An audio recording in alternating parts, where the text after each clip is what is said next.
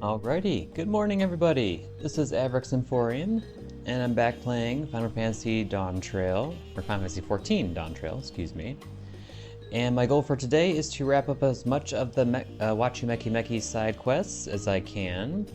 Now you might be saying, Ryan, it took you like 3 or 4 or 5 hours last time just to complete a couple of the quest lines. And yes, that is true, but me being the dumb bunny that I am, I realized that, oh, I can actually craft these things in advance and then just turn them in. So I have basically everything craftable that I can at the moment, and that should really speed things up, I'm hoping. So without any further ado, let's go. We're gonna go talk to, what's her name again? Pamika, to help her with her bookbinding. So let's see what new stories or lore we learn about the races in Tyrell. This little Pelu. Pamika is prepared for a Pelupelu yarn.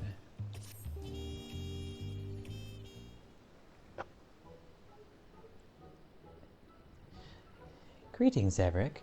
If you're ready to proceed with our next cover, I have an idea I'd like to share. Zimawani said he had Pelupelu tales to tell us next, correct? In which case, I thought using materials sourced from the Pelupelu's ancestral home of Urkapacha might give our cover an authentic touch. A book about any given people should look at home amongst them, or so I think.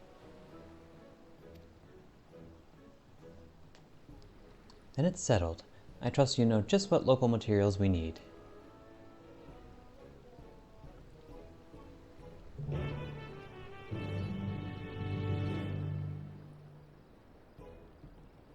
And I already have them ready for you, Pamika. Okay. Here they are. Alright, I can just do this. I'm gonna cap on scripts. No, I look like I'm okay. Yeah, I'm fine. Oh-ho! Your elegant use of snow cotton has not gone unnoticed. With it, your cover is bound to radiate Pelupelu spirit.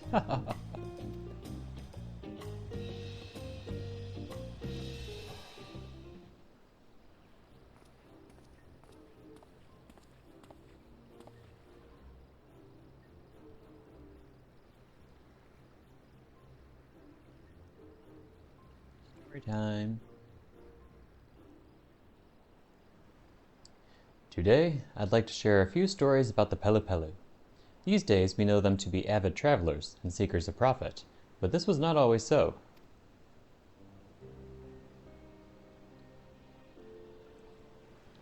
Long before this nation was founded, the Pelupelu were a reclusive folk who rarely left the solitude of Urkapacha.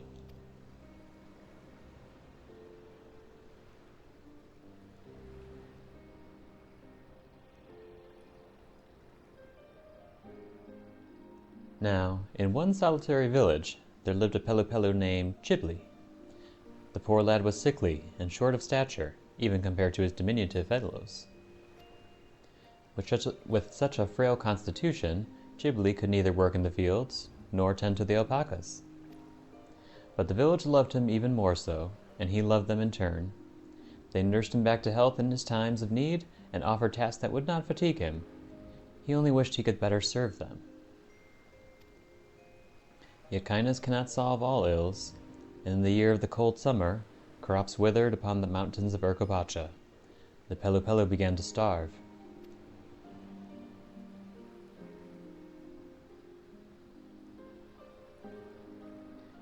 They ate what remained of their food. They ate all their frail livestock. Chibli knew that they had reached their limits and snuck quietly from the village. With one less mouth to feed, his people would have more to eat. Finally, he had found a way to help. His mind made up, the poor Pelu made for the sacred mount, that he might fade from this world in its silence.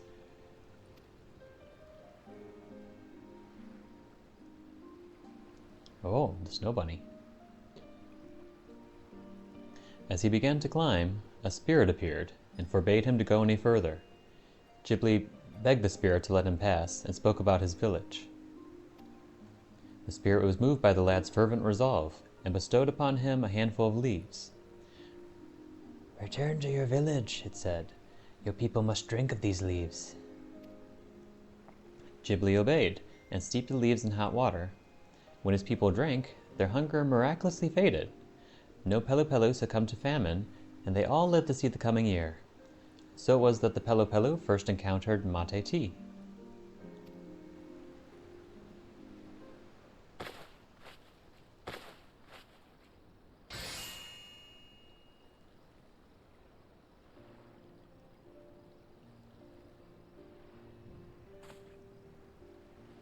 Another impeccable book. Thank you, both of you. Come on, we met the spirit. We know they exist. What a peculiar story.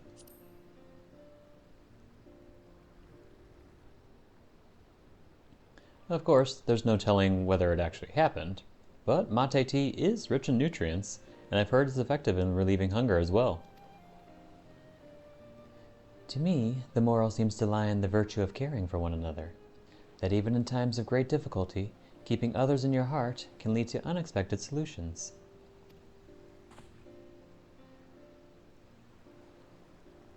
Well, I'd better be off. I still have some reading and writing practice to do, but next time, I think I'll share some stories from our Moblin customers. See you then!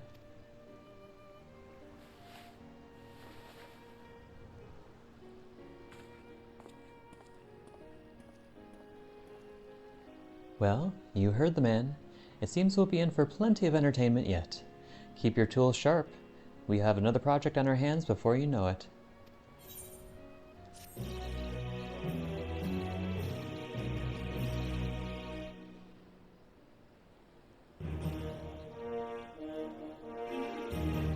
Pamika is delighted with your efforts. She now considers you a beneficial binder. Okay, next up. Olton Roads. Pamika has Moblins on her mind.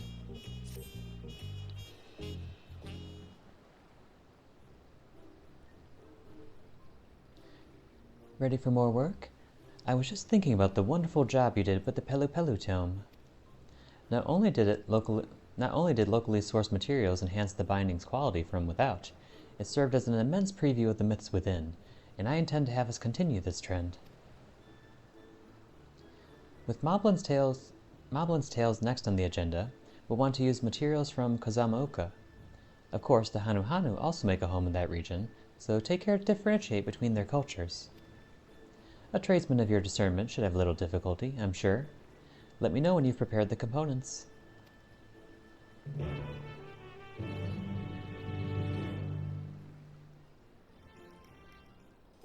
I have them prepared already. Oh, but I'm about to cap on scripts, so hold that thought. Script exchange.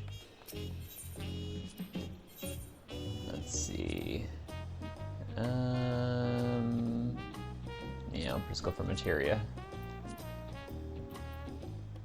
Okay, so I got 42 of these, 28 of these, and 40 of these. Probably don't need too many craftsman's cunning, but still, not a bad investment.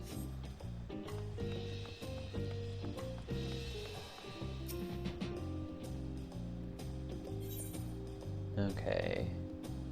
Moblin cover components. A variety of Earthenshire-inspired components tailor-made to bind a book of Moblin tales.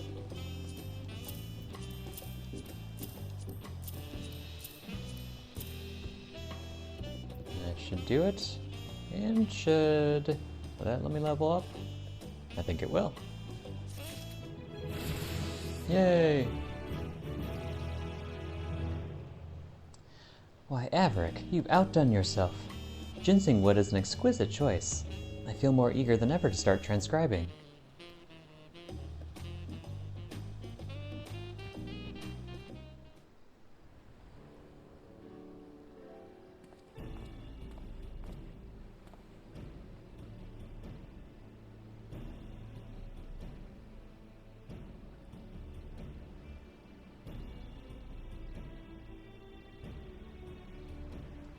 As promised, today I bring a number of tales from the Moblins. Theirs is a unique culture, as varied as it is peculiar.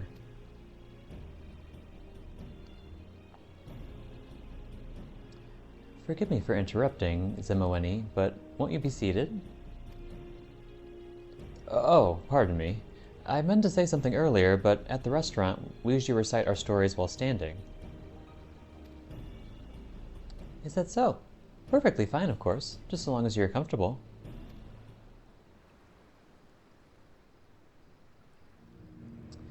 When I say the word Moblin, what do you paint in your mind's eye? A mask, a pack, and perhaps most notably, a pot.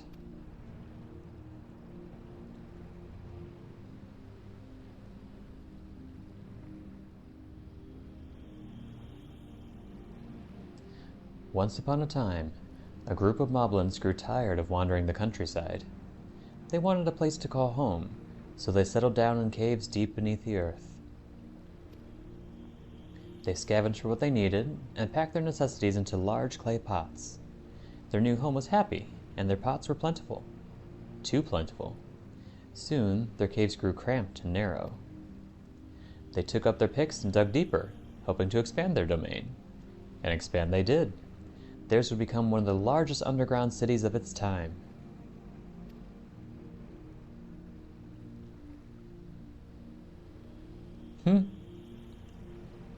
Yet their prosperity would be short-lived.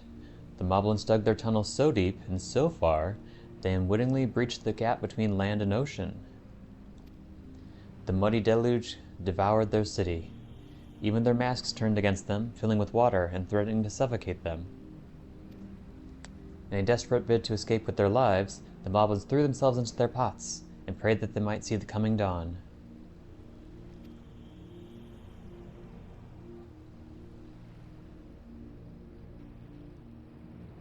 The pots withstood the terrible tides, and once the Moblins clawed their way to solid ground, they swore never again to live beneath it.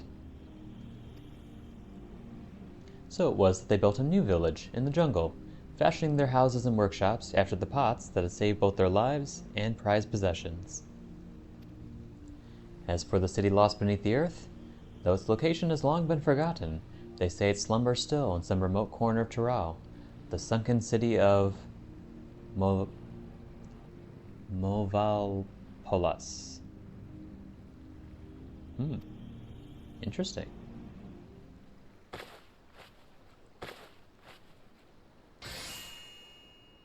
I'd kind of like to visit that city. It's like a dungeon or something.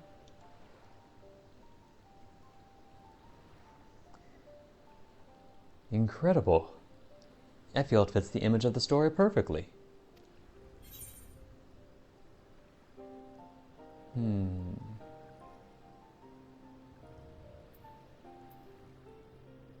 The desire for a safe and comfortable home resonated with me.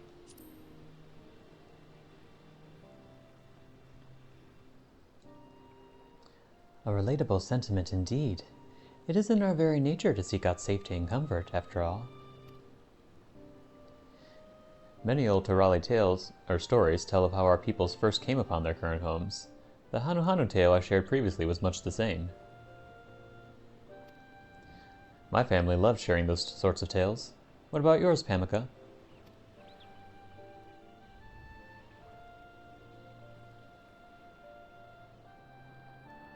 I was born and raised in Tuliolal, so I've never given my ancestry much consideration.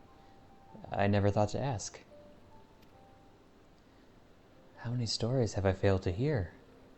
And about my own ancestors, no less. It seems I have my own digging to do.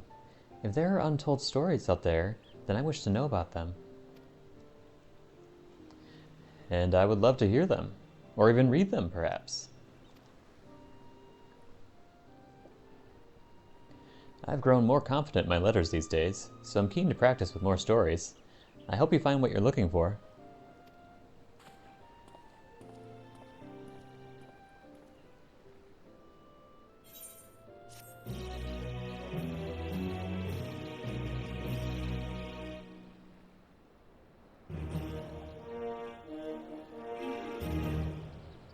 Pamika is overjoyed with your efforts. She now considers you a talented tailbinder. A new quest continuing blah blah blah blah blah blah. Okay, new quest time. It's interesting though that they gave a name to the sunken city, or the lost city of Movopolis. Like, I don't think Final Fantasy usually names things and then just forgets about them. So I wonder if we'll be hearing about that at some point in the future. Even if it's just a side quest, I think that'd be cool. Okay, written in stone. Pamika's determined expression suggests she has a plan. After hearing Zemoweni's talk of ancestral tales, I can't help but wonder what my own family may have preserved from generations past. I've nearly finished my work for today, so I'll close up shop and go speak with my parents. They should be able to point me in the right direction, even if it requires an excursion beyond the city limits. Should it come to that, your company would be much appreciated. I rarely leave the city, you see. You got it. Thank you. I'll plan to meet you at FFXIV Plaza once my family chat is finished.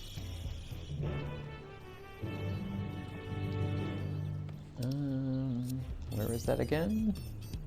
Oh, all the way up there. Okay.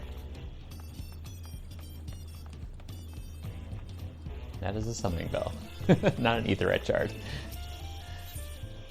Okay, up here we go.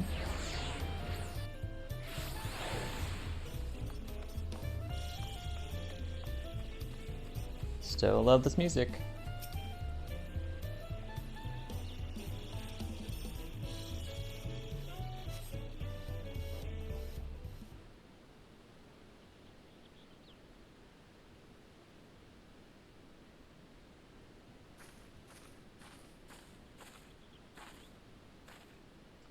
Apologies for the wait.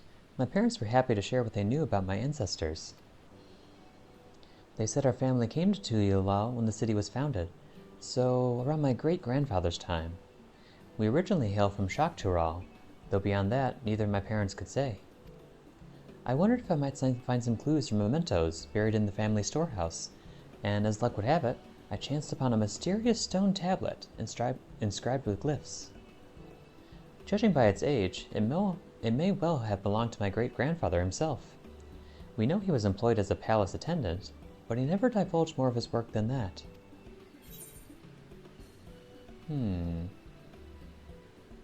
Perhaps the Yokui would be able to read it?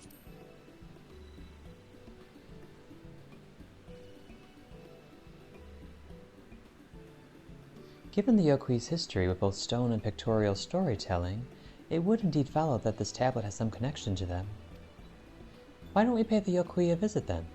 Perhaps someone will be kind enough to translate the tablet for us. Would you accompany me to Warlord's Echo, Averick? Wonderful. Then let's be off. I thought we were going to Shaktural.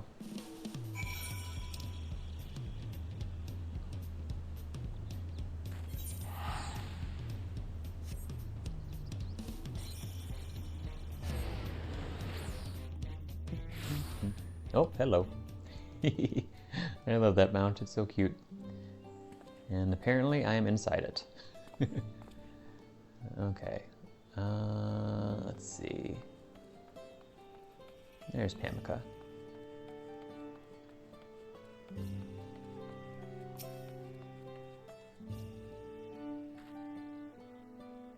So this is where the Yokui live. Already I see glyphs carved in the same manner as my tablet. I believe we're on the right track. Let's have a look around and see if we can't find someone willing to help. I'll let you take the lead. You have far more practice in communicating with the Yokui than I do, after all.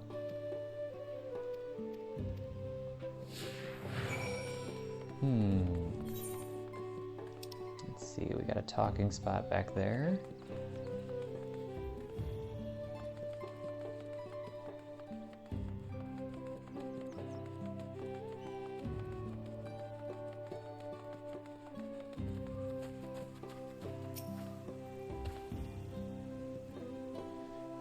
Your ancestor's tablet? I can only spare a moment, but I'm glad to oblige.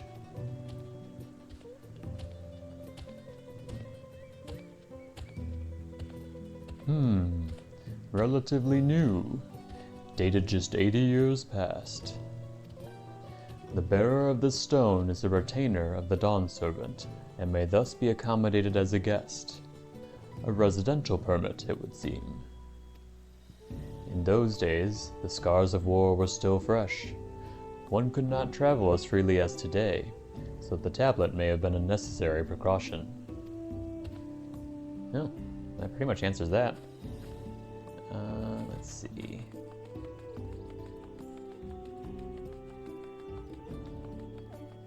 Next. Guessing that's up there.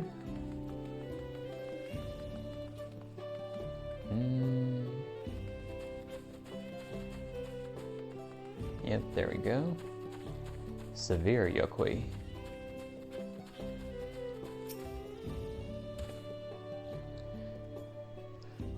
All this way for a tablet?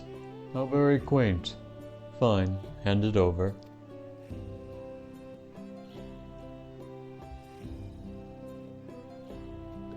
From Tuliolao. Yes, well, let's skip the obvious parts. Here we have the creation of a new alphabet by a traveling man, a learner of Turali cultures. Makes little sense to me, but that's what it says. Let's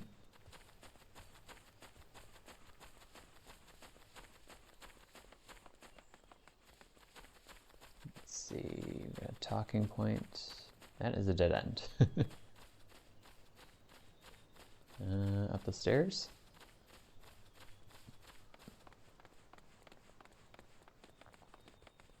Hello, Zermerer, Gofurler.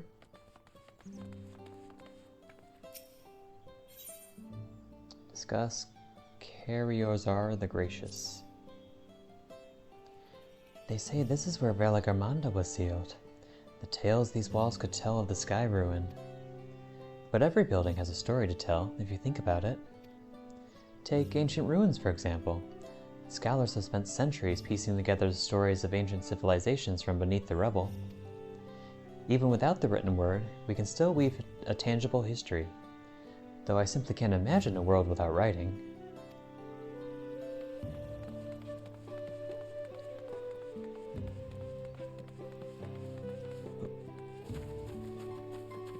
Nope.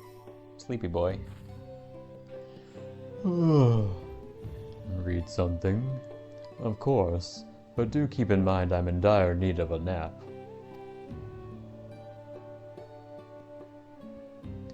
It looks like the original owner of this tablet shares your keen interest in our glyphs.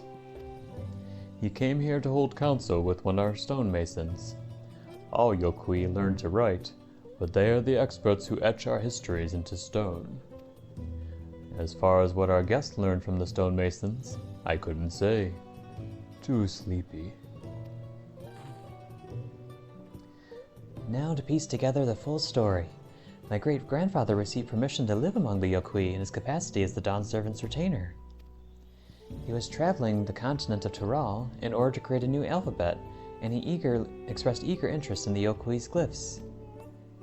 Since the tablet itself is relatively new, perhaps we can still find a stonemason who spoke with my great-grandfather 80 years ago. Shall we go and see?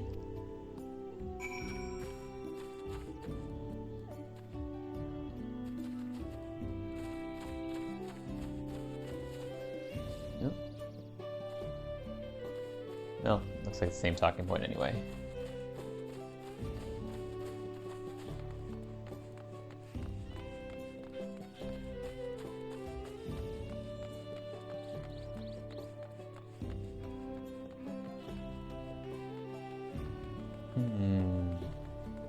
Over here, I would guess.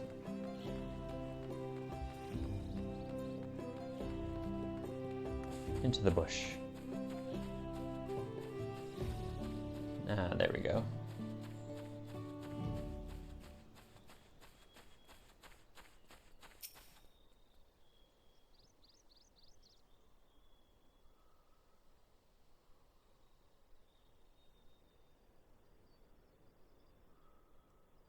Why, yes. I have served as a stonemason these 80 years. How can I help you?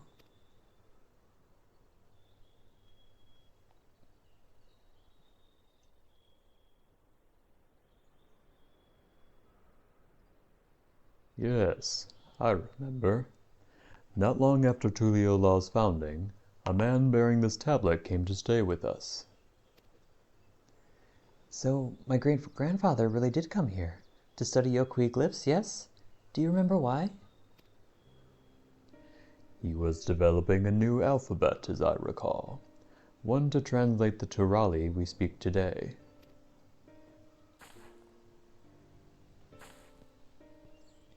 Back then, Mamool Ja had only just succeeded in creating a united Tuliyola. Peoples from diverse nations amassed at the capital, and the ensuing linguistic misunderstandings caused no little amount of trouble. As your great-grandfather told it, when the common language of Turali was adopted, he proposed that a new alphabet be created to accompany it, and that the Dawn Servant turned him down in favor of adapting foreign characters. Not only that, but the Dawn Servant then ordered him on a journey of Tural, upon which he was to study the continent's myriad cultures.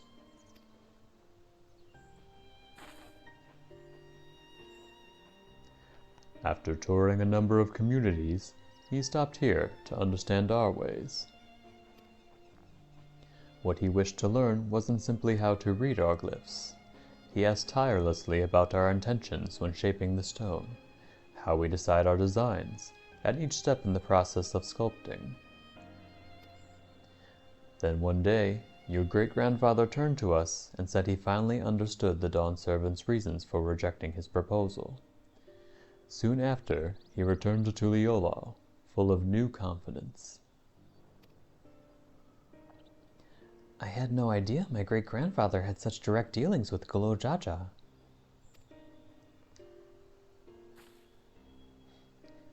But I believe I understand why they both concluded a new alphabet wasn't necessary.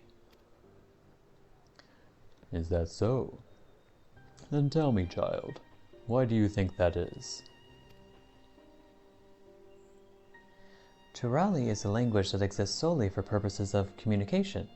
It has no cultural connection to any of Tural's peoples. But a new alphabet would have been a communal creation, a new piece of Turali culture that might have had the power to overwrite others. Borrowing the foreign Eorzean alphabet allows Turali to remain a borrowed language, a language of convenience.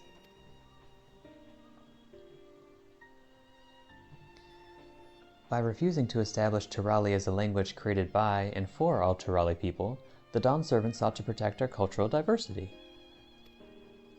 That's why I think he rejected the proposal. After my great-grandfather traveled the land and arrived here to see your glyphs, he must have finally realized the full significance of his alphabet, and the beauty we might stand to lose because of it. This tablet must have meant a great deal to him.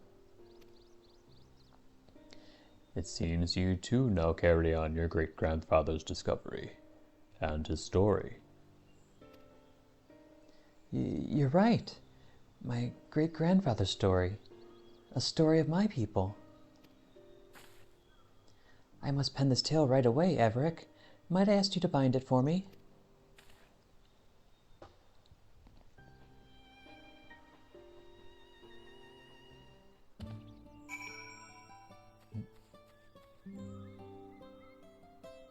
Don't really understand that, how creating a new alphabet would override Turali culture.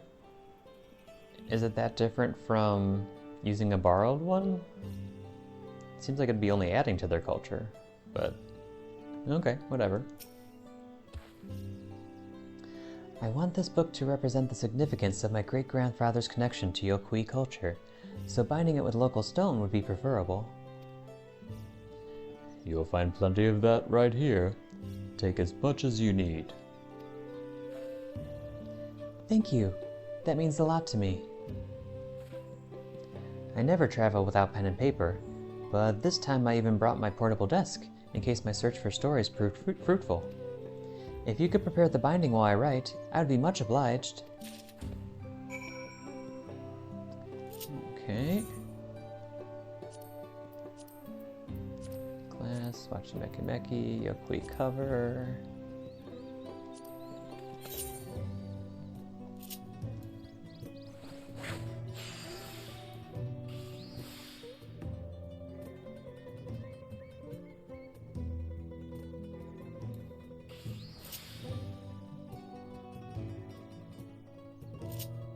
Actually, I could use Heart and Soul. There we go, there we go. Intensive Synthesis. Oh, that was nice. In that case, I'll do Prudent Synthesis. There we go. Now we can focus on quality.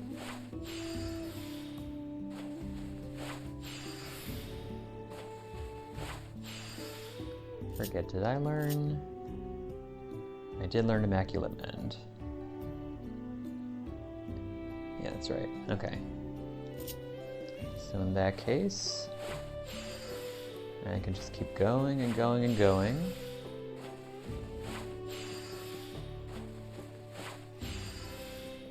Not sure how I'm sewing stone together.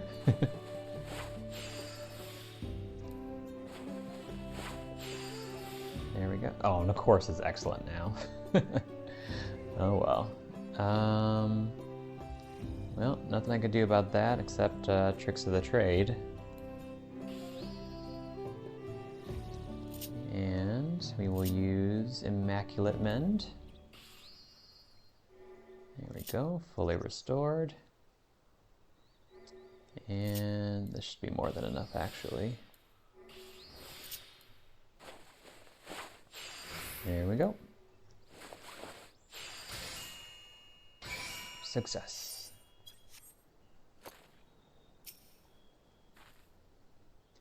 I want this binding to properly symbolize my great-grandfather's bond with the Yokui. Take all the time you need, and return to me when your work is done. A durable book cover fashioned in Yokui stone. Seems rather inconvenient, but sure.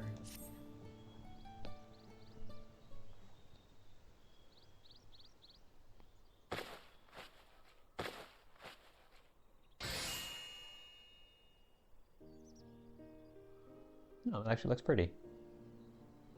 A little threatening. What kind of cover did I create? It's like a snake. A written account of my own forebear's story. A precious book indeed. I also included text about the Yokui, though using prose to depict your people somehow felt inapposite. I don't know that word. Thus, I also included illustrations, clumsy though my hand might be, pictures of the stone monuments and pillars, things my great-grandfather must have seen. I see. In your own way, you honor how we Yokui tell our stories with images. That is a very kind gesture. The written word cannot express all things. This is my great-grandfather's lesson.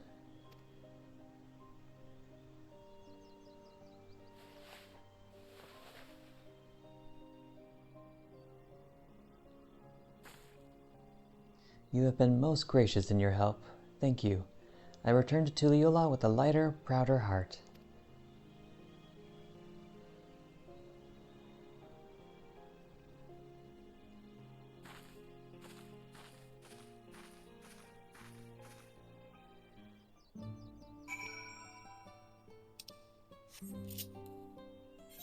Okay.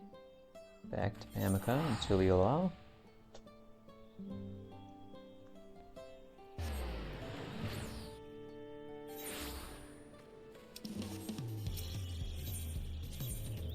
Back to Wachumeqimeqi.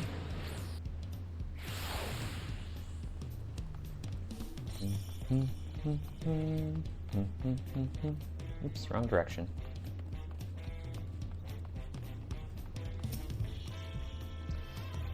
My great-grandfather's story is now a part of my own. I would say our trip was well worth it. I think I'll lend Zemawani the book we made, since he expressed an interest in practicing his skills on new tales. Besides, I think the illustrations might make for an easier reading experience. It was his petition that started this whole project after all. I do hope he enjoys it. And I owe you my deepest thanks, Averick. Not only were you kind enough to accompany me to Warlord's Echo, you gave me perhaps your most stunning cover. This is getting irritating.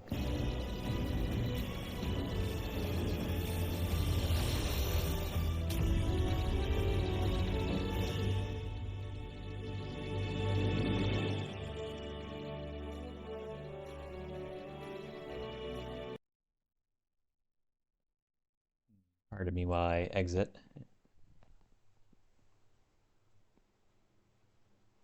But you know, the curious thing is, while it says Wi-Fi disconnected or whatever, I clearly still have Wi-Fi on, but I do get a significant amount of dropped frames here in OBS too. So I wonder if it's actually just like our internet providers, like flaking or something. Or maybe it's restricting my upload. That's the only thing I can think of. I don't know.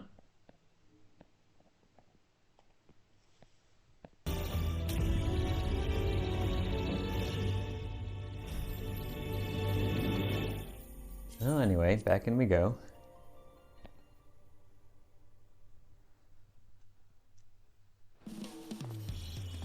Okay, let's try this again, Pamika.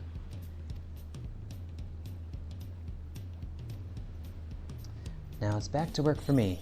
Until Zemaweni's next appointment approaches, I wish you pleasant crafting.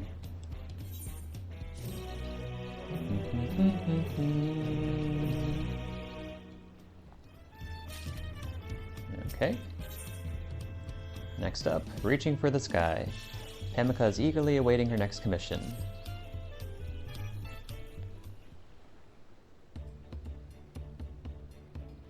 Averick, just the person I wanted to see. Our journey to Warlord's Echo gave us countless insights, don't you think? Into my own family history, the Dawn Servants' wish for this nation, and the myriad ways by which our diverse peoples tell their stories. I feel readier than ever to transcribe more tales for Zemoweni.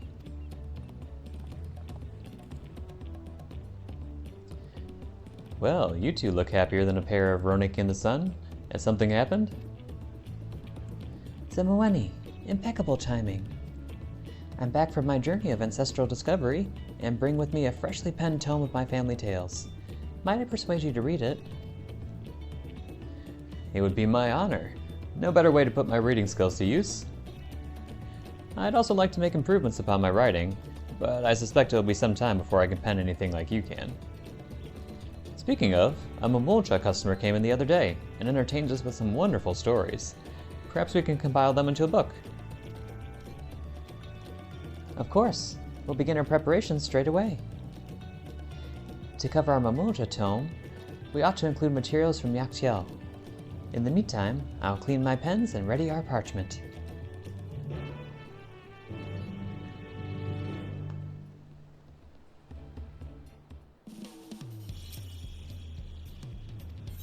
Actually, what do you have to say, Zemoweni? Don't worry about me. I've got Pamika's book to keep me occupied while you make your preparations. Okay.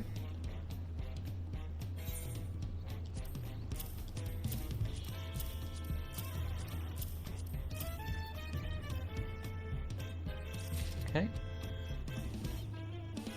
What detail you've achieved in your craftsmanship! Forgive me for saying so, but your treatment of these Yakthiel materials is the most impressive I've seen thus far. Bravo! Thank you.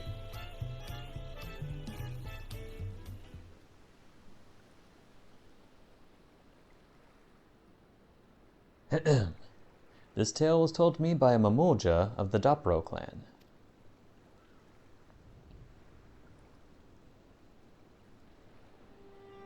The Dawntrail have long been known for their skill as mounted warriors, but their mounts were not only meant for warfare. This is an age-old story passed down through generations and generations.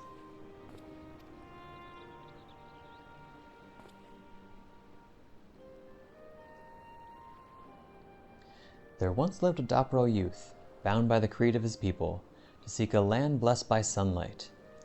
For this elusive paradise they searched endlessly, fought endlessly. Compared to his warrior friends, however, the youth was ill-suited for battle. He and his wyvera, I still forget how to pronounce that, were entrusted not with weapons, but a cart with which to deliver parcels. Would that I could ride a winged mount, the youth thought. Upon it, he could reach the thick canopy of the forest and gaze upon the splendor of the sun.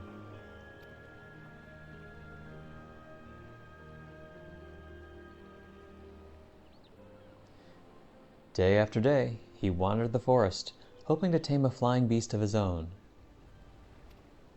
Yet his frail physique proved a burden. Again and again, he was thrown from the spirited creatures, until his comrades laughed to see his fruitless, dogged attempts. Still, the youth was determined, and after countless failures, he gained mastery over a beast known as Wachumeqimeqi. He became the first of his people to sit astride a winged creature.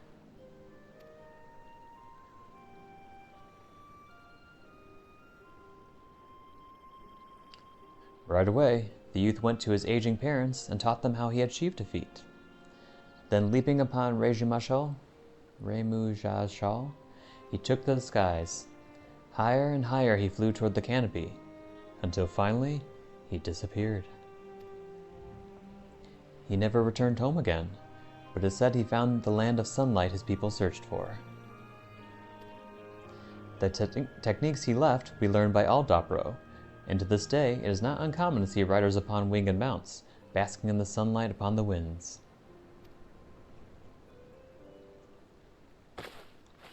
That's a tad bit of a depressing story.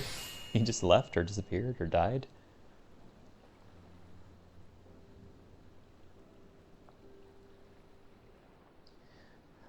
What an alluring azure hue, like the depths of a cenote untouched by sunlight, or the deep blue sky that the Dopro youth yearned for.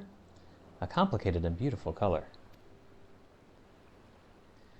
What sort of impression did you get from my story, Averick? Yeah, I wonder if he found what he was looking for.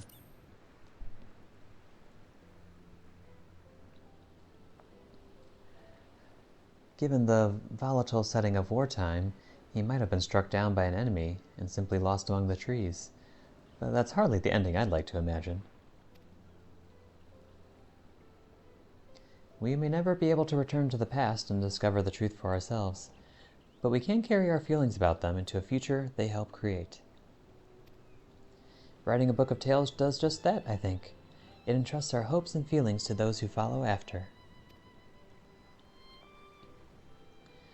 In other words, if no one carries on those hopes and feelings, they might be lost forever.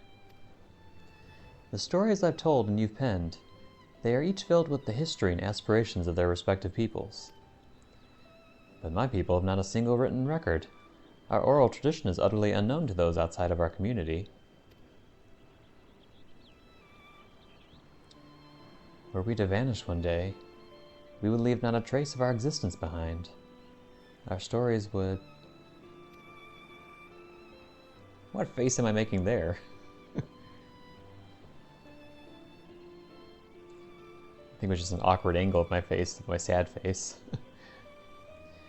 Zemaweni. Pardon me. My shift starts soon, so I should be off. Thank you for the lovely book.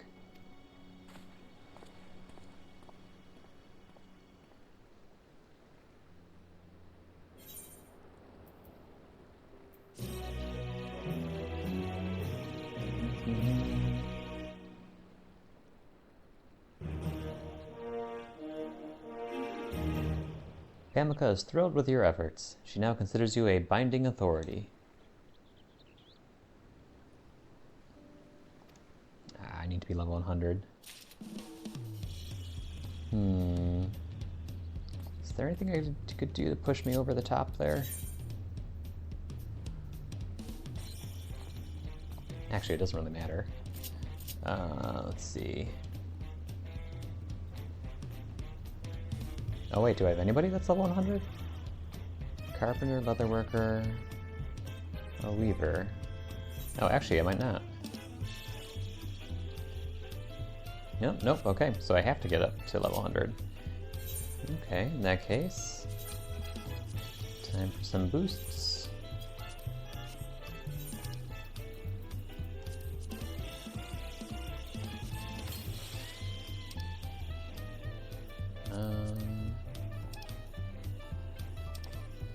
Didn't I just pull out?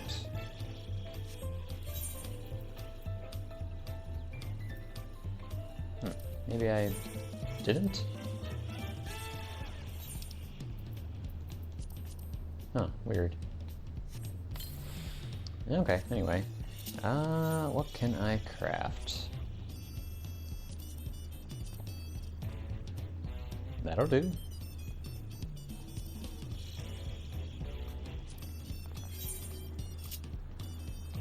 Let's see.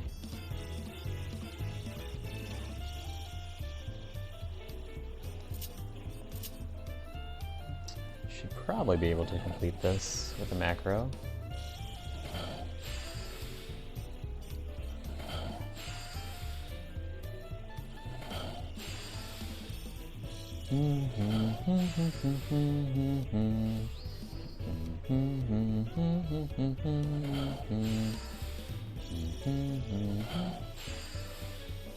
Oh, I think I just noticed that the cover of the book that I made for her, that seems to match the symbol that she has on her little what do you call that? Hanging banner thing on the front of her desk.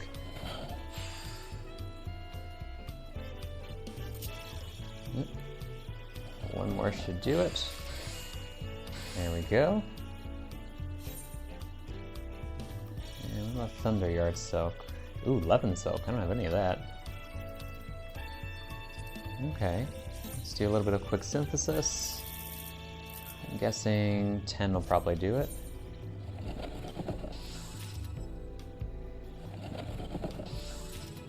Nope, just 2. Okay. Smiling, styling, and textiling. 10.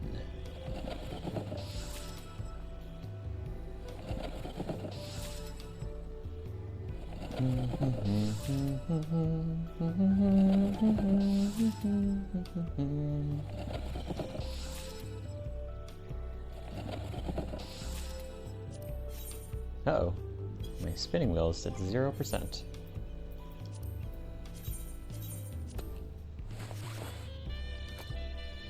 There we go. Okay, Pamika, I'm back and ready to go.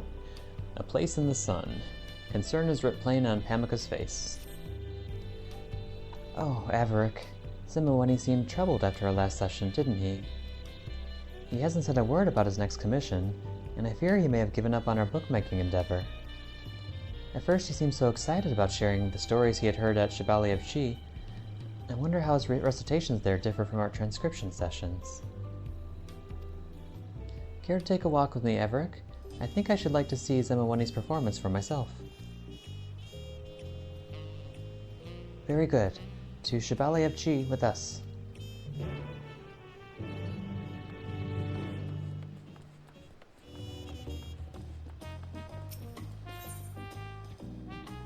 Let's see. Here we go.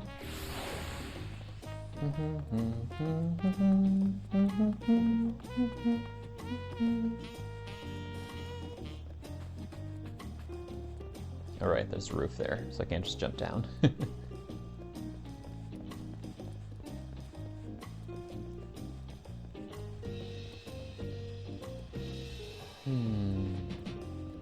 Where he be? Over here? Ah, there we go. Hello, Zemawani.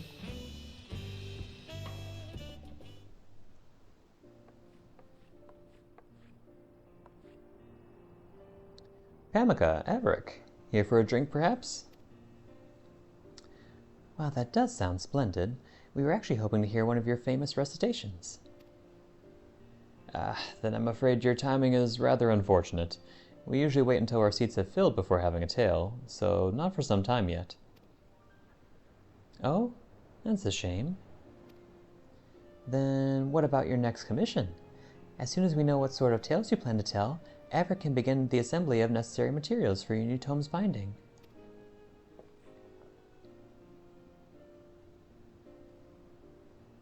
About that. If you have no further tales you wish to share, far be it from me to insist.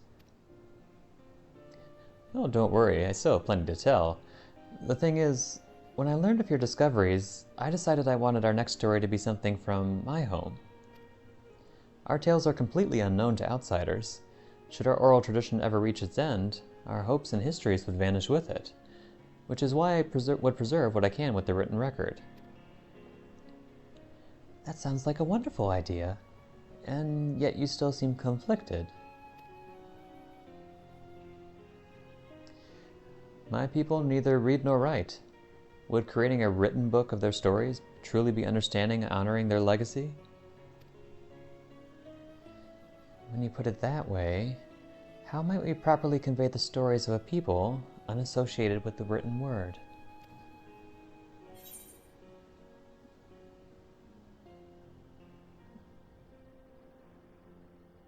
I don't think a picture book is the way to go, but sure. Take a page from your great-grandfather's book, Pamika.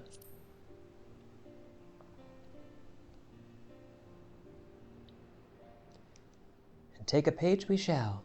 I only just finished illustrating a book about the Yokuui. You don't need to know our written alphabet to read a story from illustrations. But we needn't stop there. What if we incorporated other materials into the book as well?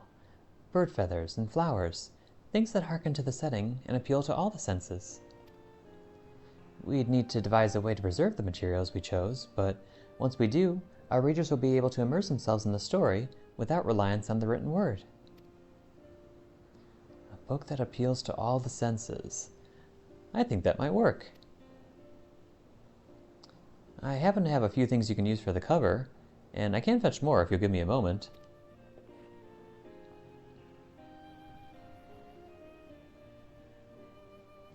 Then let us all reconvene back at my stall. Once you have the components for our cover, deliver them to me, and we'll hear Zemoeni's tale.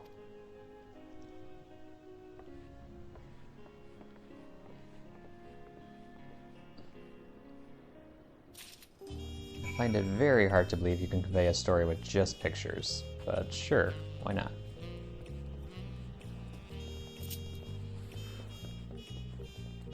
I mean, you could convey a story, of course, but like, you're going to be losing out on so many details.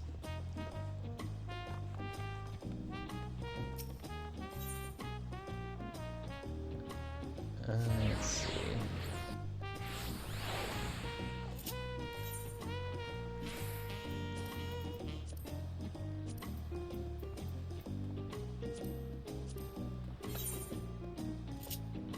Okay.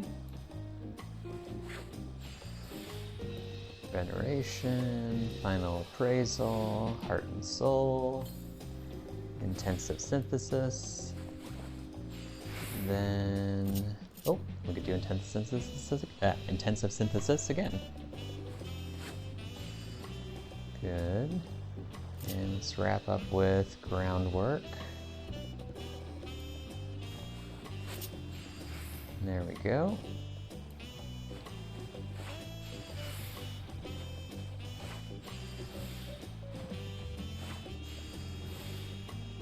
Nice. I could go ahead and use Immaculate Mend. Oh yeah, what did Train for Perfection do? Reduces durability loss of next action to 0, can only be used once per synthesis. Okay, I'll keep that in mind. Immaculate Mend. There we go.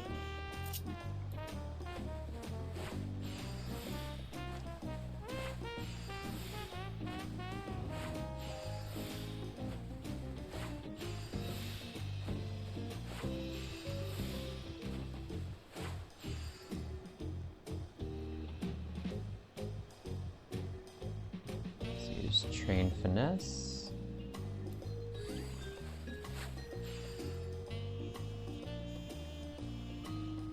Oh, I just realized that Train Perfection would be great if we suddenly got a excellent condition and I had no more durability left. Okay, that's good to know. Let's see. Might as well keep just using Train Finesse. Actually, use Innovation, one more Train Finesse. Great Strides. And... oh, and we got an Excellence, so all that was kind of pointless, but sure. Fibergrass Blessing, and Basic Synthesis. There we go.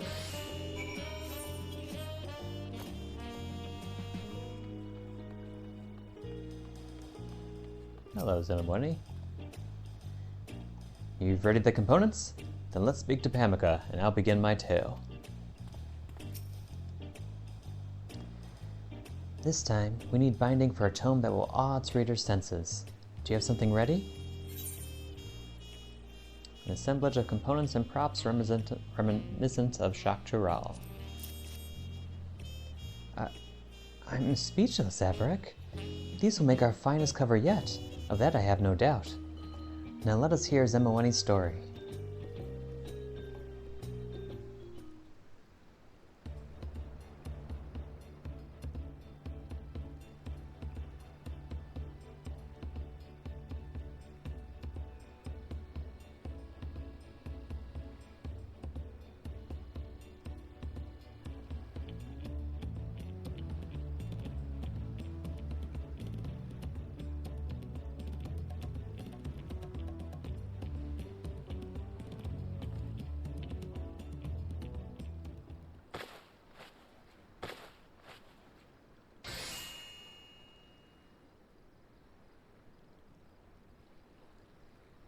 Looks like it's still using words.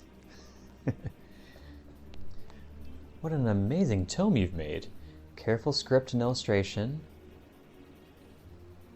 But I thought the whole problem was using words. I'm confused, but whatever.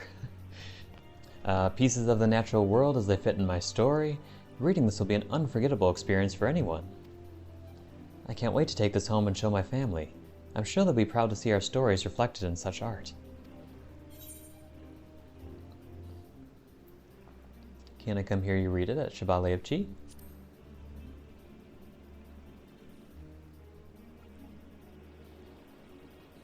Of course! That was my intention from the start. I feel more confident than ever in my letters, so I plan to read aloud from this gorgeous tome, as opposed to reciting a memorization. In fact, I'd say our evening regulars will be flooding into FFXIV soon enough. If you'd like, I can save a table for you. That would be splendid, Tonawawta. We'll be right behind you.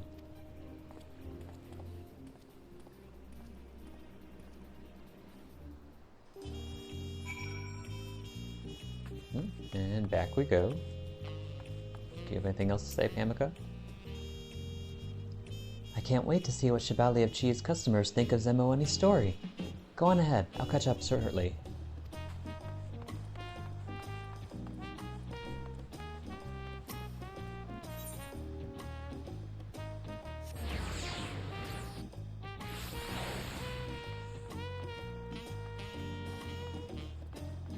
Whoop.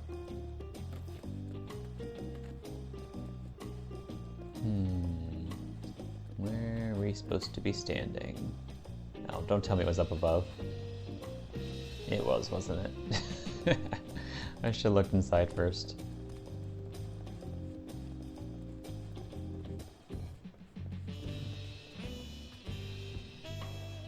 Yep, here we go. Oh well.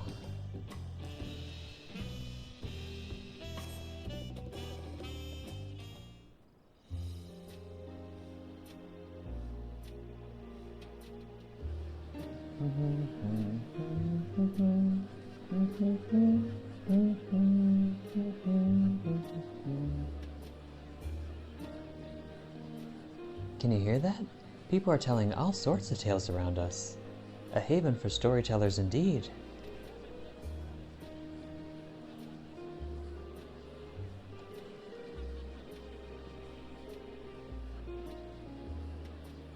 Many here are regulars, but everyone is welcoming of fresh faces, just so long as you're hungry for new stories. Hey, lad, tell us a story, would you? A new one, if you got it. Right away. I've got just the thing for you, and I think you'll all enjoy it.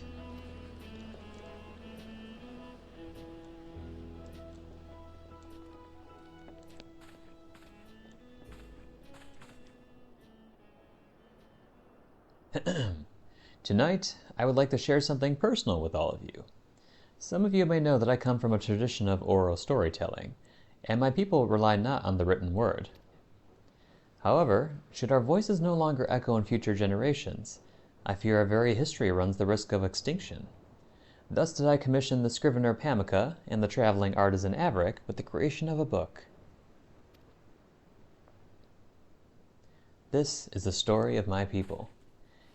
May it warm your heart like the sun upon the plains. 1,000 dawns ago, in the eastern regions of Shakcharal, our ancestors lived upon a bountiful land. The soil was rich, and the wind carried with it seeds that flourished into healthy crops. But one summer, a great serpent of cloud coiled above our lands. Beneath its swollen body fell the rain, so endless that it drowned our crops and threatened to starve our people. "We must call for the sun," someone cried. So our people lifted their prayers to the sky, that they might summon the mighty light. But the serpent heard their voices with anger, lashing out with its tail and driving an ever greater deluge down upon them. With their fields turned to rivers, our people departed in search of the sun. Day after day they walked and walked, bearing their hunger and thirst until they could no longer. It was then they came upon a solitary cactus. "Chasers of the sun, take me with you. I too seek brighter lands. For your hunger and thirst, I offer my fruit. In return, sow my seeds upon your path, and partake of what they yield." Our people sowed the seeds, and from them grew more and more cacti, each bearing the fruit that gifted them strength. For 1,000 nights, they pressed onward, westward, planting the cacti and partaking of their fruit. Finally, they reached a wide land of sunlight. The cacti grew strong and plentiful beneath the golden rays, and spoke to our people once more. "You have our gratitude, children of man. This is the land we long dreamed of. Today we revel in this radiant paradise. Tomorrow we shall give up our voices and live to nourish your progeny forever." So it was that the cacti spoke the tongue of man no more, yet our people would continue to care for them and honor them as irreplaceable companions. It was there, alongside the bright sun and thriving cacti, that our people founded a village and lived in peace and comfort for 1,000 tomorrows to come.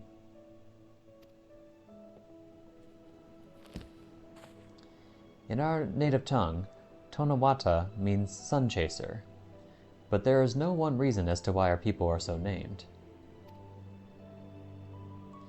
The story you heard is just but one explanation, a tale passed down through generations in my village. But ask another Tonawawta, and you'll hear another story. I'm not here to insist that ours is the definitive tale, but rather to say that in a small corner of this vast continent, there exists a people who believe it to be true.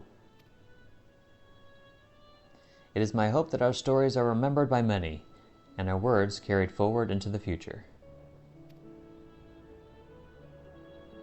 Thank you.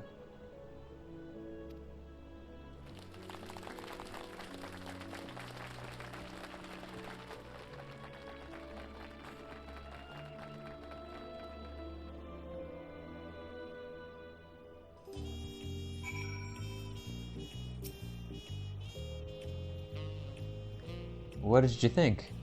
That's how we usually do our recitations. Whoever has a story to tell stands up there and regales the room. I caught Pamika on her way out. Seems she can't leave her stall unattended for long, but I assume she's waiting for you there. Thank you for everything, Averick. I'm sure Pamika's waiting for you back at her stall. Feel like he's trying to kick me out. We're closing.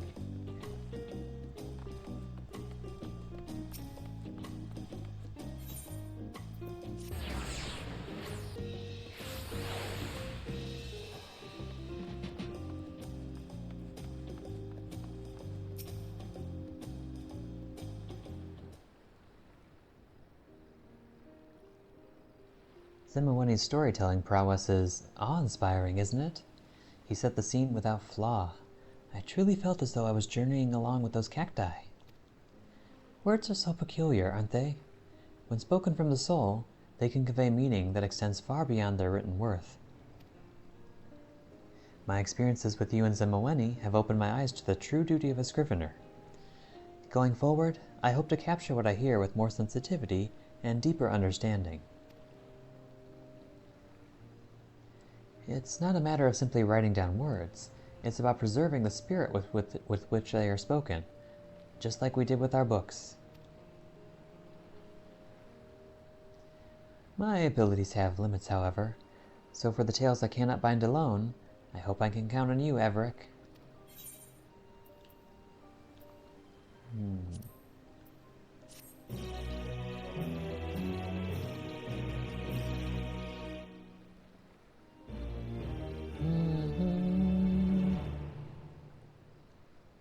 Pamika has gained a newfound appreciation for her craft, and she could not be happier with your efforts. She now considers you a connoisseur of covers.